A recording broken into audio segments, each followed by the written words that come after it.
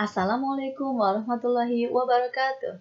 Hello, good morning everyone. How are you today? I hope that you will always happy and healthy.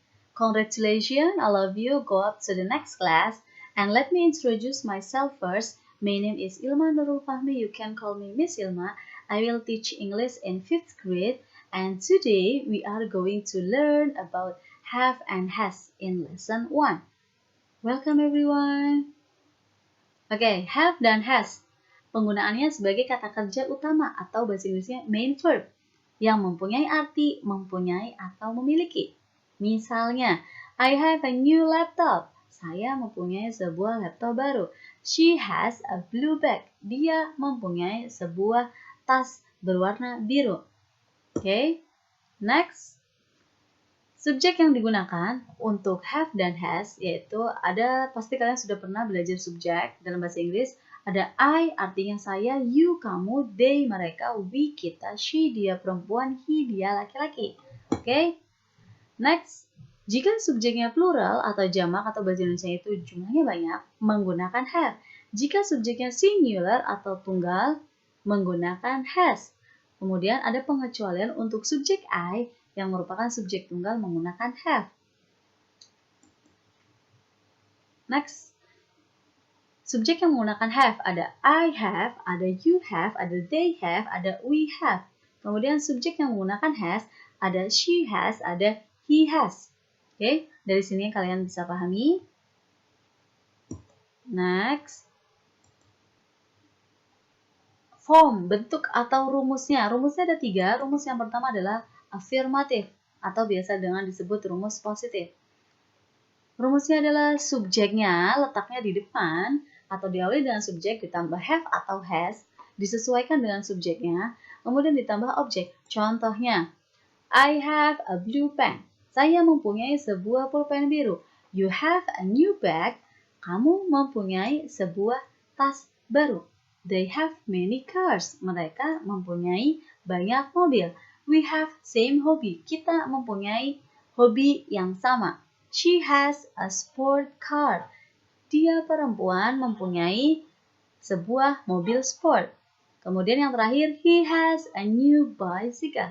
Dia laki-laki mempunyai sebuah sepeda baru. Bisa kalian lihat di sini yang menggunakan have dan yang menggunakan has. Rumusnya subjeknya di depan, ditambah have atau has, ditambah objek. Next, rumus yang kedua adalah rumus negatif, ditandai dengan tanda mean. Rumusnya diawali dengan subjek, ditambah don't atau do not, atau ditambah does not, atau biasa disingkat doesn't, kemudian ditambah have, ditambah objek. Contohnya, I don't have a blue pen. Saya tidak mempunyai sebuah pulpen biru.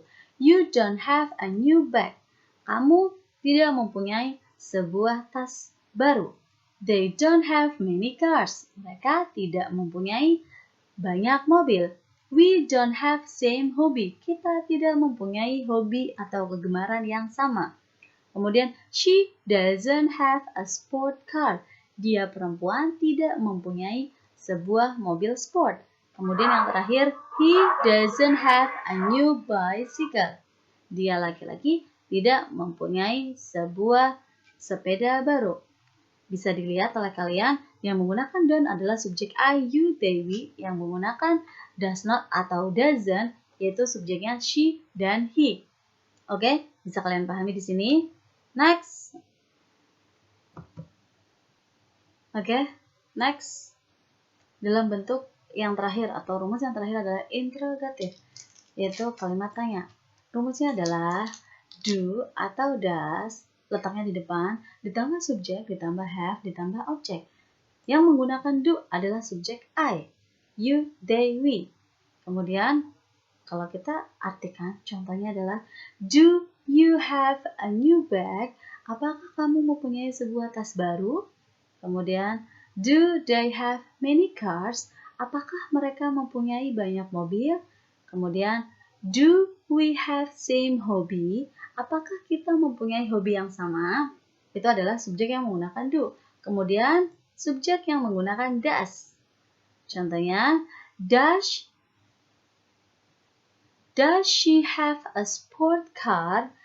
apakah dia perempuan mempunyai mobil sport? Kemudian yang terakhir, does he have a new bicycle? Apakah dia laki-laki mempunyai sebuah sepeda baru? Oke, di interrogatif rumusnya yang paling depan adalah do, letaknya di depan, do atau does, ditambah subjek, ditambah have, kemudian ditambah objek. Yang menggunakan do adalah subjek, ini bisa kalian lihat, kemudian yang menggunakan does, she, dan he. Oke, kalian bisa pahami. Kita lanjut. Jawaban singkat untuk pertanyaan interrogatif. Jika jawabannya positif, jadi ini jawaban singkatnya untuk yang bentuknya interrogatif form ya, bentuk interrogatif ya, atau bentuk kalimat tanya ya. Ada jawaban positif. Jadi contohnya di depan tadi ada, do you have a new bag? Jawabannya adalah yes, I do. Itu kalau jawabannya positif. Kalau you berarti yes, you do. Yes, they do. Yes, we do. Yes, she does. Kemudian yes, he does. Oke. Lanjut ke jawaban negatif. Jawaban negatifnya adalah no, I don't. Diingat, yang menggunakan don't adalah subjek I, you, they, we. Kemudian yang menggunakan doesn't adalah subjek she dan he. Contohnya, no, I don't aja. Kemudian, you don't, they don't, we don't, she doesn't. Kemudian yang terakhir adalah he doesn't. Oke, next. Untuk latihan soalnya, saya punya 10 contoh latihan soal. Petunjuknya adalah fill in the blanks with have or has. Kalian isi titik-titik yang ada di soal menggunakan have atau has. Soalnya ini soal nomor 1 sampai nomor 5. Jadi kalian cukup menuliskan jawabannya have atau has. Kemudian ini contoh soal nomor 6, 7, 8, 9, dan 10. Oke.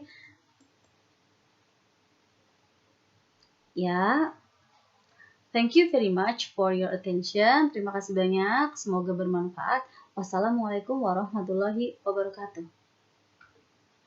Untuk tambahannya, untuk jawaban soalnya nanti kalian kumpulkan di kertas atau di buku bahasa Inggris kalian, di buku tulis ya. Nanti dikumpulkan ke saya langsung melalui grup WhatsApp. Oke? Wassalamualaikum warahmatullahi wabarakatuh.